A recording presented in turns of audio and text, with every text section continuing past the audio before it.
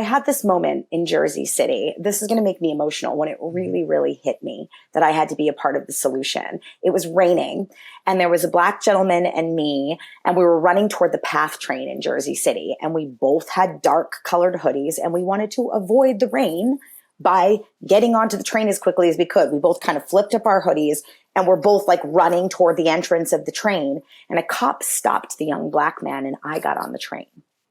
And I had that moment where I thought, this is it. This is white privilege. I'm not going to be late for work, and that young man is, simply because he's Black. Welcome to a Black Executive Perspective podcast, a safe space where we discuss all matters related to race, especially race in corporate America. I'm your host, Tony Tidbit. Let me ask you a question.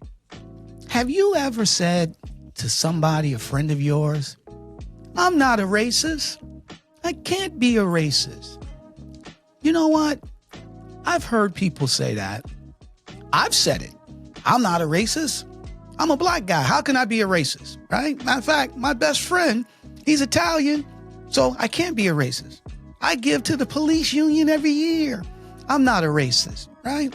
So one of the things, we hear that a lot. We all say it. But do we really understand? What does it mean not to be a racist? More importantly, do we know what anti-racism is? Do we understand that?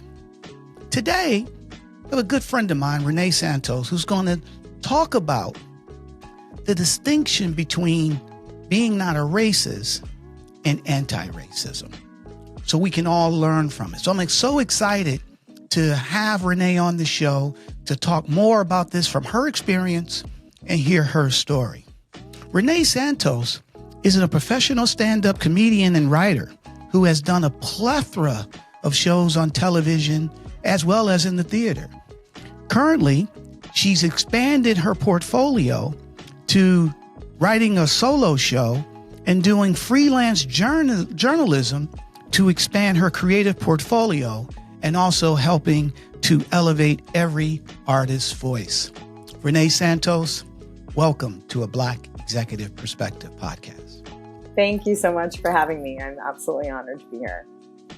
I'm excited. I mean, well, number one, I haven't seen you in a long time, and for the audience to know, Renee and I go back a while. Her sister and I used to work together, and she became family. And then I met Renee, and we've been one happy family ever since. So it's finally good to see you. So tell us a little bit real quickly, where are you from? Where are you living at? What's going on? Well, I'm originally from Massachusetts. I now live in Los Angeles. I lived in New York City with my sister, whom we know together, from 2015 to 2020, but now I'm West Coast bound. It's 74 degrees here. There's a reason I'm here. It's November 9th, right? Or November, whatever, 6th. But yeah, so I have always chosen to live in pretty diverse liberal states and communities. So I've been a little bit of my own proverbial echo chamber myself, but I do my best to expand my horizons by having these conversations. So I'm super excited to be here. And yeah. That's awesome. That's awesome. So Massachusetts now out in, the California area. Mm-hmm. You have great weather right now, so things are going good. And obviously, you're in the industry, so there's things going on and stuff to that nature that hopefully, you can get back and to do the things that that I've seen you do. I enjoyed seeing you do as well. Yeah, definitely. I appreciate you mentioning that. The good thing about being a multi-hyphenate artist is I'm a writer and a journalist and a performer and an actor, but both performance unions were on strike, and so that I had to shift the work that I was able to do. But I'm very grateful because I sort of run this eclectic gamut of artistic pursuits. I'm able to fill in the gaps quite well. So I'm grateful. Well, hey, that's part of being a multi-dimensional person, right? Is being able to deal with adversity and then be able to find other ways to move past it and still stay positive and still continue to make things happen here in the world. So really excited that you're here. Let me ask you this.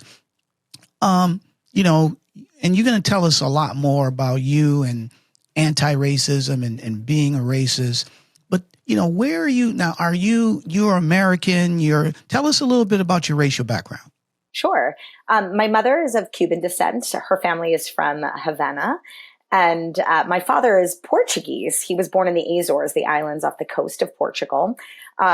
It's an interesting distinction, I think, between identity and actual race, because I didn't find out that I was Cuban until I was 16. So I predominantly grew up with this identity that I was white, and I didn't even realize I was Latina till later. I'm also a non-Spanish speaking Latina, and that's a whole nother thing to unpack about the definition of racially being able to identify as Latina if you don't speak the language. Because in a lot of other cultures, if you're Korean and you're adopted by a white family, you still get credit for being Korean, right? So there's that whole dialogue. So for a long time, I didn't really know how to even articulate that question, or answer that question. What am I? But, so I'm half Latina, half European. My parents have a very strong defense around race versus identity too. And I think that is sort of systemic in not only our culture, but how I was inadvertently raised. In Cuban culture, there are Black Cubans and white Cubans. So my mother identifies as a white Cuban. I don't know if your audience has ever seen Buena Vista Social Club, but that directly really addresses racism inside of Cuba. It's about a jazz group down there. And so I didn't really know what I was, because I'm like, well, I'm Latin, but she's telling me I'm white. And then why? What I didn't realize about that is the push to identify as white was because she defined that as better. So she thought she was protecting us by, if you lean into this identity, that's a better identity, which is inadvertently racist, So I think the seed was planted for me since I was a little girl that something was off. I didn't like how I was being told to tell the world who I was. Wow, I can imagine too, especially, Cuban, Portuguese, right? In one of our earlier episodes, we had Rebecca Nunez, who's the CEO of a company, an advertising agency. And she talked about, we spoke a little bit on it about colorism within not just the Black community, but also the Latinx community as well, how big that is. So why is this topic important to you, right? Let me just paint a picture here. You look white. You identify based on your parents as white. You can walk into any place. You can pretty much do whatever you want to do. You know what I mean? From a racial standpoint, in terms of a privilege standpoint. Why is this topic important to you? Well, for two reasons. I've witnessed since Black Lives Matter movement really took off that this white fragility of realizing that oversensitivity was not necessary. If we honor and know who we are, we can accept that our starting place has certain advantages. And in the racial realm, I have some advantages by passing as white. And I realized, I had this moment in Jersey City. This is going to make me emotional, when it really, really hit me that I had to be a part of the solution. It was raining, and there was a Black gentleman and me, and we were running toward the PATH train in Jersey City. And we both had dark colored hoodies, and we wanted to avoid the rain by getting onto the train as quickly as we could. We both kind of flipped up our hoodies, and we're both running toward the entrance of the train. And a cop stopped the young Black man, and I got on the train. And I had that moment where I thought, this is it. This is white privilege. I'm not going to be late for work, and that young man is, simply because he's Black. And that bothered me to my core. It was something as simple as that. We're literally just running for the train. Mm-hmm. And he seemed to be a threat. And it was the first time I observed and actually witnessed me in my privilege without it being malicious, without it being overt. There wasn't anything in my actual actions that was racist. But what I realized is if I defended that, oh no, he just got stopped because he was the random guy on the right side of come on. You know what I mean? He was the one in close proximity to the cop. When people say ignorant stuff like that, I'm like, are you kidding me? I'm a white chick. That's why I'm not late for work. Can we not for a second? Stop pretending. And so that was part of it, is I realized like, I'm one of those people that I'm not hypersensitive. So I could have this conversation because I felt like I didn't have the fragility part of my white privilege. I was willing to be like, yeah, I'm lucky in this area of my life. I'm also like grew up as a welfare foster kid. Like there are other advantages that I did not have. I understand in the world that there are, Black people that grew up in very abundant environments, and that wasn't my experience. But like, I don't need to give this list of one-upping who has more advantages. And I felt like the world needed to know that we can all hold the space for each other and know that our journeys are very different. The other reason this was really important to me is as a queer woman, I've been marginalized for very different reasons. I know it's not the same thing, but it bothered me to see that any marginalized community could marginalize another community. That felt like I felt hypersensitive just to that principle. And I thought, there's a Benjamin Franklin quote that I'm going to absolutely butcher, but it's something to the effect of like, the justice isn't served until the people who are not affected are just as enraged as the people who are. And wow. And I've witnessed that just in sort of studying history. It's very true. Until the people who are not directly affected participate in the solution, like things don't change. Like when I go to gay rights marches in a predominantly gay neighborhood where I'm like, everybody's already on board here at the gay rights rally. We in gay Mecca, you know what I mean? So it's just like, we're not reaching any communities and so that was the other reason I wanted to participate. But then lastly, I'll say this. I went to a Black Lives Matter rally where I was with another white friend who kept raising her hand. And I had that moment where I was like, girl, this is where we're the allies. They're glad we're here. Hold up the signs and shut your pie hole. Like, this is not our platform, And so there was an opportunity for me to also speak to non-Black people to say, like, we are here to lovingly hold the space, but we also have to be humble enough. And that's part of the white privilege, is this entitlement that everybody wants to hear our voice. And I'm like, we need to just be here to know, like, we've got you, we support you, but this is not, we're holding this platform for you. We're not navigating this platform for you, Right. I mean, listen, I got it. You just said everything you said in that last, minute or two could be separate podcasts. Okay. You went from privilege, which I want to ask you about. You went to, the kid getting stopped and you weren't able to go there. You went to queer, you went to welfare foster, you went to a lot of different things, right? Which is awesome. And then you went to, hey, this ain't our platform. This is just for us to be here and listen and learn, right? Which is all great. Let's back up a little bit because I do want to dive into some of this stuff you just talked about before we go into the I'm not racist versus anti-racism. So you talked about privilege, right? When did you figure out that you had privilege as being, a white person?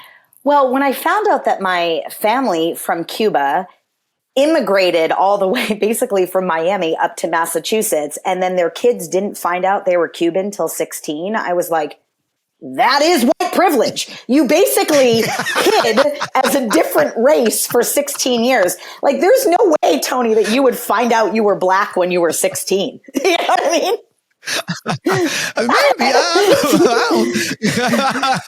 Maybe, I don't think so here in the United States. No. Right. But, maybe, but no, excellent point. You make an excellent point. So yeah, I definitely think that did I answer that question entirely? I feel like, okay. No, you answered it. I was kind of stunned because the way you threw it back at me, I was like, you're right. I would have never, so you're 100% right.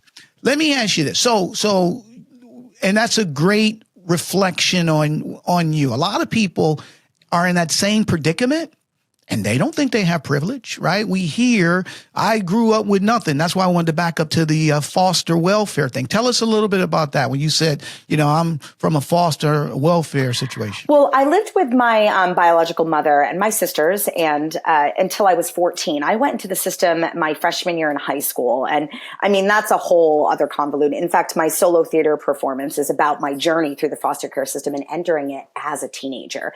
because that's part of why our system is so broken, is when you're a teenager, you're already scary and damaged, and the system is really not in alignment to elevate those kind of kids. It's like we support these babies to be adopted, but once you're a teenager, they kind of give up on you. So that's sort of my journey through that system, is that I did grow up in Cape Cod, Massachusetts. I had a lot of privilege, and then it was like this shell shock when there was just a lot of things happening in my home that my mother was not really in a position to be able to hold on to us in that window. And I'm sort of being cryptic here, but I also want to like honor her. No, and I get it. And I appreciate you sharing. I totally get it. So yeah, but what was interesting is when I got into the foster system, that was my nickname by some of the girls in the home. They called me privileged. And they called, that was their nickname. Oh, privilege, Miss Cape Cod. They would push me around. I was harassed. I was bullied. I had this one girl in the middle of the night burned me with cigarettes on my back and called me privileged. So I've also experienced my privilege be the contributing factor to how I was abused. And by my peers. These were my other foster siblings in this one home. So I think that's also my pull to this, is that we still have a story, even though we experience that privilege. Because in that circumstance, my privilege did not help me. It made me so other in that circumstance that it like elevated how I was treated, because they resented me for it. But I mean, we were children. We were all children. But, so I just thought, I think sometimes this whole issue around racism, it's not always malice. And that's why we have to have these conversations. Sometimes it very much is, but I don't think 100% of the time. It's so much of it is systemic or generational, or we have PTSD from other traumas in our lives. I think these young girls that experience so much trauma, like that was their only way of feeling that their otherness made them more important. And so I kind of became the punching bag for that. And I forgive them. And, I'm a woman in my 40s now. It's been many, many, many years. I've done a lot of healing around it, but I realized like that was their own stuff. And like, that is how we heal, is that we do address it. We do say this behavior isn't acceptable anymore, but we also can forgive simultaneously. Like both things can exist. Got it. And so, you've gone through a lot. And I'm just based on what you've chatted about here thus far. And some of the stuff that you've gone through, you could go the other way, to be fair. You could, being in that foster home and being called privilege. And I would imagine these are kids of color who were calling you that. You could easily said, you know what? They treated me wrong, so I don't like none of them. All right. I'm going to stay away from people of color because of my experience with them as a kid was very hurtful. It was a tough time in my life. And you could have gone to in this direction, but you're looking at it from another direction. And why is that? Well, I think it's a few things. The girls, for clarity, yes, the girls were all non-white, but some of them were other Latinas, and they were Spanish speaking Latinas. So that's where the discrimination internally in my own community happens a lot. But one of the reasons I feel like now when I look back in retrospect, I think when you are raised and taught that you're other, it can inadvertently create an apathy. And it made sense to me why they were angry. Like when you are so unseen and invisible, like your starting place is not going to be the understanding of other people's positions. Like I can't imagine you would develop a really centered, empathetic position. Like we have to think what our foundation is. So even though there's so much of that behavior that I don't think is okay, I'm like, the larger problem is not that individual. They're also sort of conduits of their own knowing, just like some of the accidental racist things I've said in the last 40 years, not at all maliciously, just either came from what I was raised, how I was raised. I mean, I look back to being a young girl and watching Cops. We briefly spoke about this, but I didn't know. Like I would sit with popcorn and watch black bodies be thrown to the ground. And I thought it was entertainment after school because my mother put it on the TV. And then my other white friends came over and we're all watching black people be, arrested. And I'm like, when I look back, I am so disgusted by that behavior that but there was this switch in me where I was like, it grossed me out at a certain point. I can't tell you definitively what that switch was, but at some point in my life, I knew it was wrong. And I didn't seek it out. I didn't, you know what I mean? Like, so when I look back to that behavior that was sort of taught as a human in the world, one of the things I've always tried to do is not overanalyze a position that I cannot relate to. And I think sometimes that is sort of part of white privilege. We believe that we have a definitive opinion or expertise around every subject, and we become unteachable. And I think because our voices have always mattered, we can't accept that there are things that we don't understand. And so part of it was that, like, there was something that I didn't understand, and even from witnessing, like, one of the young girls in my foster home, like, put a Band-Aid on, and the Band-Aids their skin tone, they're white. The actual Band-Aids are supposed to be skin tone. And I'm thinking, wow, as a Black person, like, you just cut your finger and you are reminded you are other, because there's not even a Band-Aid that can cover your skin. That is the same thing. Crayola used to have crayons, and the beige crayon was called skin tone. And I'm like, what? When you buy bras, I'm sorry not to, but it's the same thing. Like, you would buy any beige colored bra was called a skin tone bra. I'm like, what is happening? And it wasn't until later in my life that I noticed just these little things were constantly reminding people that they were other. And, my otherness didn't come until a little later. So it wasn't like part of my foundation, like, even coming out. Yes, I was aware of my otherness, but I was able to, like, center myself in who I was first before I found out that I was other, if that makes sense. Right. So all that you've been through, right? Like, which I love. I didn't know I was Cuban until I was 16. Did you ever, in all the things that you saw and with the Cops TV show and all these other things that you talked about, did you ever say to yourself, I'm not a racist? Or did you say that to anybody else? I'm not a racist. I have, I have a bit of a confession of the time that I used that, but I don't know if I'm being defensive or not defensive. There was a time when I was in Jersey City and I was on a bus, and this group of teenage boys jumped in front of the bus, not in a crosswalk, and the bus driver just slammed on his brakes. All the stuff I was reading, all the stuff out of my backpack went underneath the seats of the bus. The whole bus, like, plummeted forward. And it was just sort of this entitled, like, the crosswalk was like 3 feet away. They could have used the crosswalk, but it was like this statement, and everybody screamed on the bus. And all I said was effing kids. That's all I said. I didn't even see who was in the crosswalk. I just knew that they were kids, and, a woman on the bus said, you're being racist, because it was a group of Black kids. And I said, I'm not racist. And I remember walking away from that situation. I still don't know if I know how to unpack that situation, because I've also been in a car accident where a Black gentleman hit me. And when I got pissed, I was like, you asshole. I didn't know who hit me until I got out of the car. So I'm like, are those racist moments, or do I automatically I become accused of being racist simply when I find out who the person is that did the thing? So that has always bothered me. Like, is everything racism? Like, I was just annoyed that my entire backpack was on the floor of the bus. I wasn't trying to attack anybody's character, but because I was white and I got annoyed, I got accused of being racist in that moment. Let me ask you this. So I'm going to play a quick little clip. So number one, thanks for sharing that, right? I'm going to play a quick little clip, and I want to get your thoughts on it.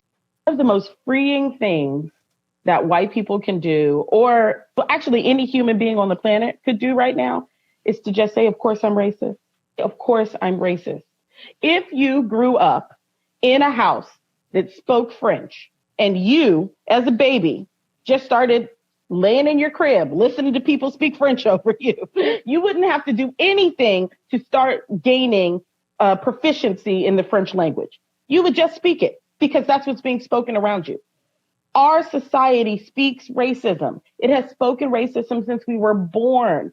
Of course you are racist. Of course, the idea that somehow this blanket of ideas has fallen on everyone's head except for yours is magical thinking. It's youth. So that's from CBS News, and it was a clip they did, a sit down they did about anti-racism, right?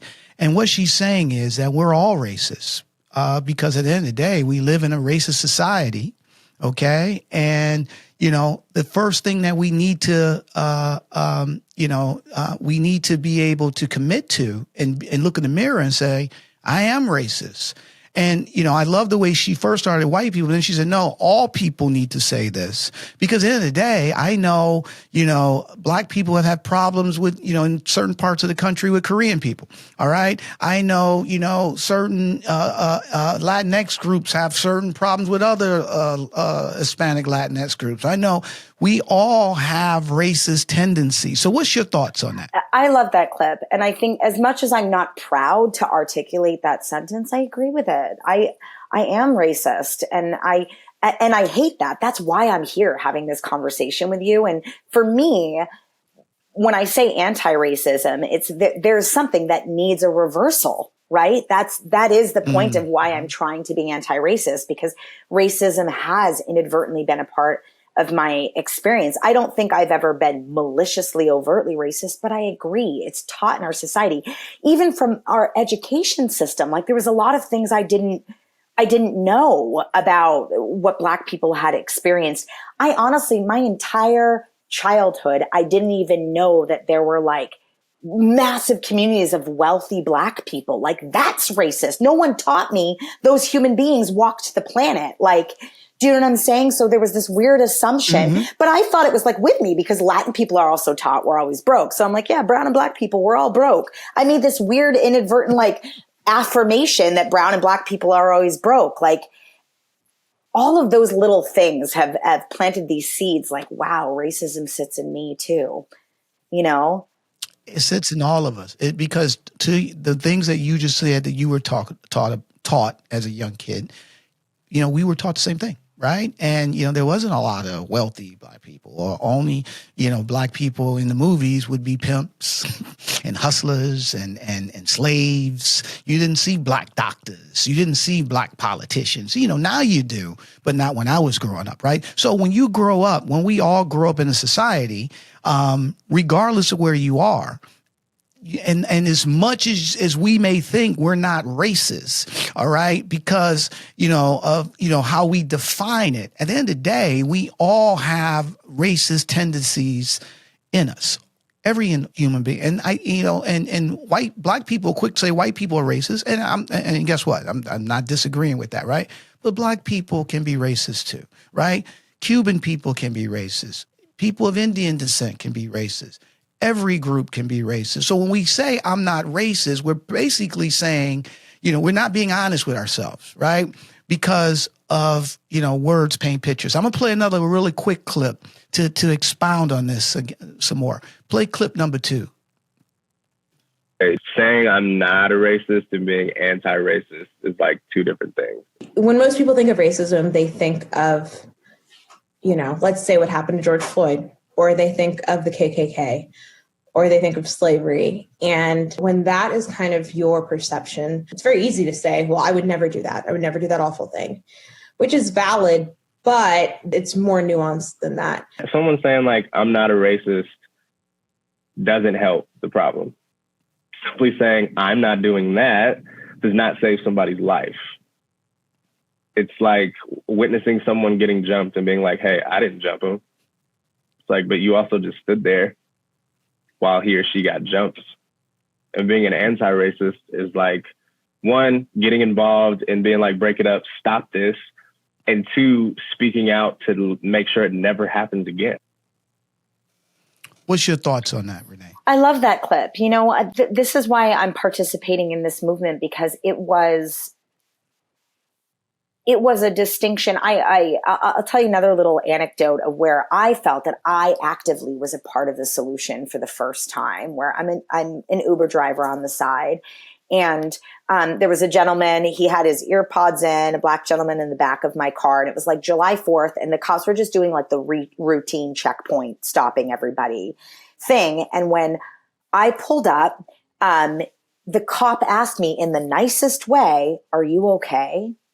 And I had that moment where I thought, why wouldn't I be okay? Because I have a black passenger who's not even paying attention to me. You know what I mean? He's like, he's black. He's not a threat. And it was the first time I had said to the cop, I said, "Sir, that was racist. Why wouldn't I be okay? He's black, not dangerous." And it was the first time I had said it out loud. And then I got scared of how the cop would react to me. And it was just this moment where I don't know why I felt pulled to actually speak out, but I'm like, because I am a white woman, I can say this directly to a white cop's face. And this is how I can take my privilege and participate in the solution. That man needed to know that even though he seemed like he was nicely checking up on me to see if I was okay, that was a racist statement to think that I was in trouble. And I had never felt compelled to say, but I had been participating in this conversation with friends. And I think that's kind of the seed had been planted for me to be a part of that conversation. And that was the first time in my life where I'm like, oh, this is anti-racism. This is an example of it. Because I actually said something in a very small way. I'm not saying I'm some hero here, but it was the first time that I felt cognizant of these little, just like there are microaggressions for racism, like these little things that we can do, that they don't necessarily need to be marches down the street, where we can just call people out on this. That's when we are part of the solution.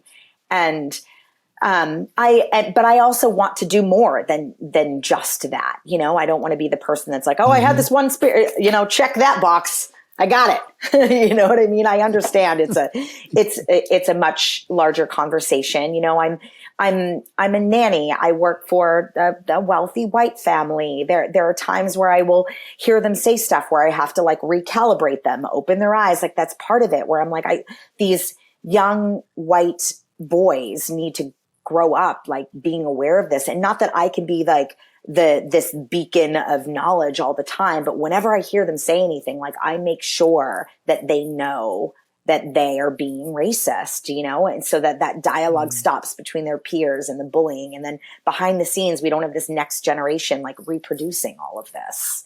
And right.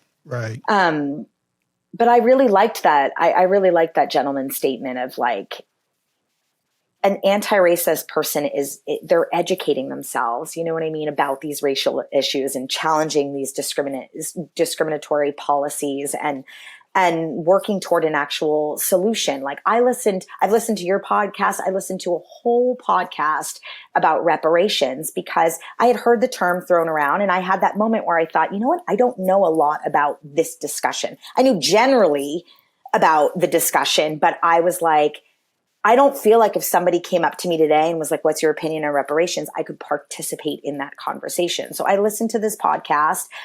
I learned so much, you know, and it like really got the wheel spinning. And then I was on a hike with my right friend who was like, reparations should just be give them money for education. And I was, oh my God, for like 6 miles, I was like reiterating that podcast. And I was just so upset because finally I understood, like I had been educated enough to fight against the discussion. And I thought I can't be a part of the solution if I'm in my little like echo chamber. So I feel like I'm in a place in my life where a lot of it is I'm a sponge and I'm just educating myself about what I didn't know. And, but I think that's awesome. Sorry about that, but I think that's awesome that, you know, and that's the distinction between the two, right? Is saying I'm not a racist is basically not doing anything, right? Versus anti-racism is getting involved, right? And that's the example that you provided here, right? Is that with the cop who pulled you over when you were as an Uber driver, pulled you over and says, hey, are you okay? Because you had a black passenger. You could have easily just said, yeah, I'm okay, and left it at that, right? But you took it to the next step. You made him aware, like, hey, he's not a criminal. Just because he's black and I'm white doesn't mean that he's doing anything, right? And a lot of times we don't do that. We don't take it. We just want to say, I'm not a racist. And I love the example my friend gave in that clip. He's like, you seeing somebody get jumped, but you're basically saying, well, I didn't jump him. So, I'm not, versus saying, hey, stop that, break up that fight. Right. And trying to not make it happen again. So I love you sharing your experience with that. Can I add something? Mm-hmm. I had a situation where I was having lunch and a lady struck a conversation with me, and she was looking at me kind of funny, and she starts talking to me. Long story short, I tell her that, you look familiar. You on a television show? And like, oh, yeah, I am. Oh, are you on this show? I'm like, oh, yeah, I am. And then she asked me about my background. And I told her I was Puerto Rican. And she's like, oh, and you're successful? I'm like, that's racist. She's like, no, it's not. Like, even when you present it to some people, sometimes they're such in denial that they're racist. And it comes out. They don't even know what they're saying. It comes out in these niceties. I experienced this recently too as a nanny, because I personally drive a 2019 Ford Fiesta, and I normally drive the kids around with it. But when I have these little white children in my car that, they're brunette, so they could be mine. I get out of the car in a parking lot. This was 2 weeks apart. And this woman who was parking next to me is like, oh, your kids are so cute. And I was like, I don't have time to have the cold conversation. So I just say thank you and move on with my life. A week later, sometimes I drive my boss's car, which is like a spaceship. It's this like BMW thing. Like, it yells at you when you leave your phone in the car. It like, when my boss drives it, there's like a programming for all the seating in the rear view mirrors. When I sit in it, it's like programmed to my butt, and the whole thing moves and the rear view mirrors adjust. Like, this car is crazy. So at any rate, I'm borrowing his car that day, and I go into a Whole Foods parking lot. I get out of this fancy BMW with these two white kids, and Cole, one of the little boys, he runs sort of around the car, and this woman says to me, oh, don't run, listen to your nanny. And I had that moment where I'm like, oh, because I'm a brown woman getting out of a fancy BMW, I must be the help. And when I got out of the Ford Fiesta, they assumed the same child was mine. And I'm like, that's racist. That's racist, right? Like, those little things where it's like the woman was just like making sure that the boy didn't run off. And it seems so innocuous, but it's those moments where I realized, like, not only am I part of the anti-racist conversation, sometimes I have these moments, even as a Latina, where I am discriminated against in these little subtle ways. And, it's really amazing, because it doesn't seem unkind when people are being racist every time. Exactly. And look, at the end of the day, we know it's all ignorance, right? And those things can be fixed. Okay. So the key is like, I learned this a long time ago, not, somebody who is alcoholic. Okay. When are they on their way to being cured? When they say, I'm an alcoholic. All right. You're halfway there then, right? First, you have to admit that you have a problem, right? So it's okay to say, hey, you know what? Yes, I have some racist tendencies. There's things I don't know. I may think certain things because I saw it on Cops, or I read it in a book, or Grandma Jones told me that these people act this way, so that's what I believe. So yes, we have those tendencies. But once you say, you get away from, I'm not a racist, versus, yes, I am. However, I can get better, and I want to move to anti-racism, then we're on our way to becoming a better country, a better group of people. And we can all now see people for who they are versus what we think they are. I want to play one final clip to this point, and I want to get your thoughts on it. Play Abram. I think in order to define anti-racist, I must talk about the more popular term, not racist, which stems from the phrase, I am not racist, which stems from when anyone in this society is charged with being racist, their response is, I'm not racist, whether that person is from the far right or far left. Right. across the ideological board, when people are charged with saying and doing something that's racist, their response is, I'm not racist, or some say, I can't be racist. I can't be racist because I'm a person of color, because I'm a liberal, because I have a black friend, so on and so forth. And so historically, the phrase not racist, the identity of not racist, has been expressed by eugenicists, has been expressed by Jim Crow segregationists, has been expressed by white nationalists, even white nationalists who are writing a manifesto to then go and shoot at dozens of people at a Walmart in El Paso, Texas, write in their manifesto, I'm not racist. So think about that. What's your thoughts to that? I mean, it's poignant. And I think there's a passivity to not being racist, like it's just, somebody who's not racist is not overtly participating in racist behaviors, but they're not doing anything to actually dismantle racism. And I think any defensive response to any position usually means you are that thing, including like being an alcoholic. Like if you're drinking a glass of wine, you're just a regular person. Someone's like, what are you drinking? But if you're like, I'm not drinking and I didn't drink yesterday. This is the first drink I've had this week. Like, like if you start to get defensive, you're probably an alcoholic. You know what I mean? Flat out. So it's the same sort of thing. I'm like, if you have just listed off all the black friends that you have, you're really racist. Look, and I love what he was saying too, because think about it. And every time I listen to that clip, I start laughing. He was like, look, white nationalists say, I'm not racist. People, writing manifestos about to go shoot up a Walmart with a bunch of people of color. And they're saying, I'm not racist, right? So it doesn't matter. We all say it, right? But our actions doesn't speak that. So we got to get out of that. We are all racist. I love what you just got finished saying. I love the alcohol, I got 5 black friends. When you start going there, right? But we all do it. So talk to me a little bit. Let's expand on the anti-racism part, right? How do people change? How do they make that pivot from, now I understand, hopefully I understand that we all have racist tendencies, right? And I can look in the mirror and I can be okay with that. How do people make that pivot in terms of first acknowledging and then moving to the anti-racism side, which is action and stuff to that nature? Well, I think being anti-racist is a proactive stance.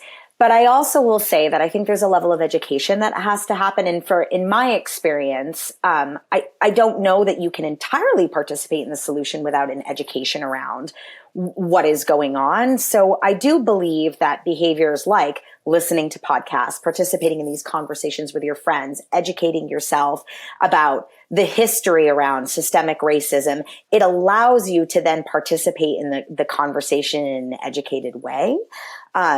And then you're able to challenge discriminatory policies. But if you don't know what the discriminatory policy is, how can you be a part of that solution?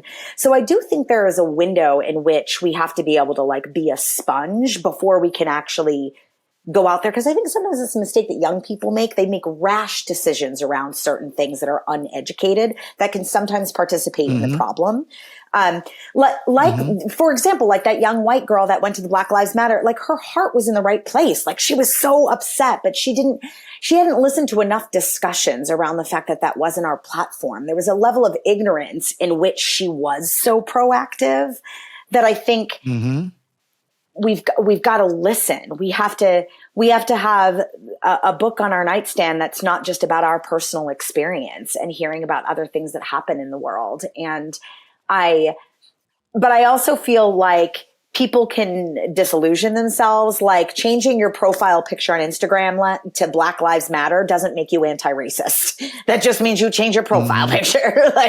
You know what I mean? So it's stuff like that where I people tell me, they're like, yeah, but I don't even have my face up there. And I'm like, are you kidding me? This is not. So number one, educate themselves, right? Yeah. That's what you're saying. Educate. Number two, and again, some people may want to go out and try to change a policy. Some people may not, right? So what can they do just in their own sphere, how can they influence or make a change in their own neighborhood or with their friends or family? What would you suggest? I think these smaller discussions, I've shared some examples in my experience because I think that's the nature of changing life in general. Like sometimes you're a single mom that's imparting wisdom to one individual child. Other times you're a famous artist that has a massive platform that's reaching millions, but the intention is still the same. Mm-hmm. And we don't all need to have a massive platform to be a part of the solution in mm-hmm. any area. So I think having these conversations, to your point, if somebody says something that's racist, lovingly educating people. But for me, I think the other thing about the shift is coming from a place of love. I think one of the reasons why these conversations are hard to have is because there can be an attack and people do not change from shame. And I've learned this in my life. Like if you make somebody wrong first, that's how you lead in. You're a horrible person. You shouldn't have done this. And then you're like, so by the way, do you want to participate in the solution? Like if you talk to a small child, like our brains, we're not built that way to change from shame. So I think we have to find a way to have this discussion to be like, look, these are these little racist things that we all have. And like, can we recalibrate as a community? And so yeah, I think that's sometimes what is missing in the conversation is can we sit in a room with somebody who's in conflict with our opinion and love them into the solution. Love it. Matter of fact, so I want to hear your thoughts after this final clip. The best way to get over stuff is to talk about it. This stuff will never change until people become comfortable having these uncomfortable conversations. On both sides. I mean, they're not comfortable conversations. I mean, I've had to have conversations with people in my family and I'm in an interracial relationship and, having the conversation is not the easiest thing to do, but you have to do it. And that's basically what you're saying, right? Is that we need to come together and just have these conversations and don't judge people, love them through it, right? Love them through it. There's things, as much as people think, I'm the host of a Black Executive Perspective podcast and we talk about race. I'm not a race expert. Okay. I've made a ton of mistakes and probably will still make a ton of mistakes. Okay. I'm here to put a platform together so we can come together and have conversations. So I can learn from a Renée Santos. I can learn from all my guests on here. I've learned from people just in general on 1,000 things that I knew nothing of. I've misspoke. I've said things that people are like, oh my God. I remember, I'll tell you a really quick thing. I was working at this company and we were doing we were putting together a DEI thing. And I sent the guy in charge of DEI, I sent him an email and said, hey, man, I want to get together so we can have a quick powwow. Okay.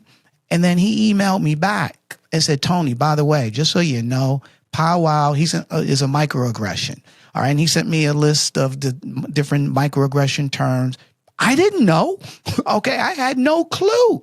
Okay. And I said, hey, man, thank you for sending that to me, educate me. So that's going to happen. We're going to make mistakes. The only way that we're able to get past them is to have uncomfortable conversations, be willing to learn, to your point, right? And then fight racism. In other words, be anti-racist. So if you hear something or you see something, try to educate the person with love versus beating them over their head and be an active participant in terms of trying to change things. Yeah, I absolutely agree with that. I think we have to challenge our own biases in order to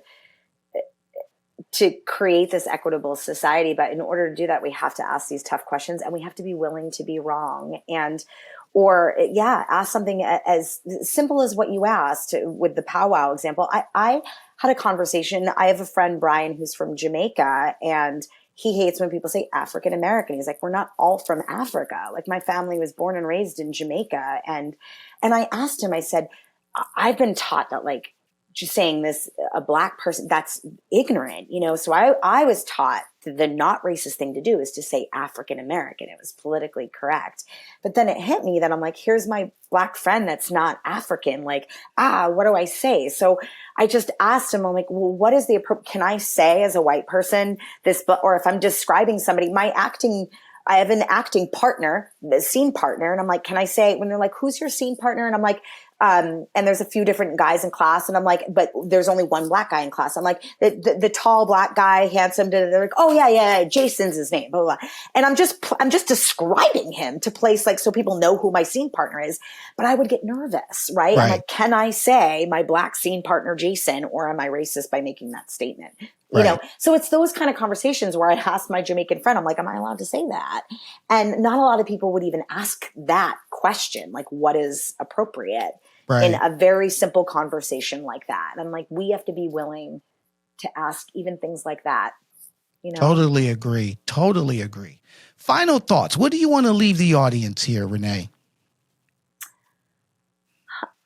I want to leave the audience with, I think it is important to be interested in the things that don't directly affect us, because ultimately it all affects us. Like, not to sound cliche, we are the human race, and we must look for our similarities and not our differences to really change the world. And I think we can honor both our separatism and our collectivity by having these conversations. And I came on here today because I want to be a part of the solution, and whatever way that is of being of service to the larger group. But I think ultimately when we are of service to others, we elevate our own consciousness. So it ends up being mutually beneficial.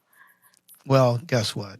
You are part of the solution. We really, really excited. I'm so thankful that you came here today to talk about this topic, which is a difficult topic. But you made it very easy to talk about.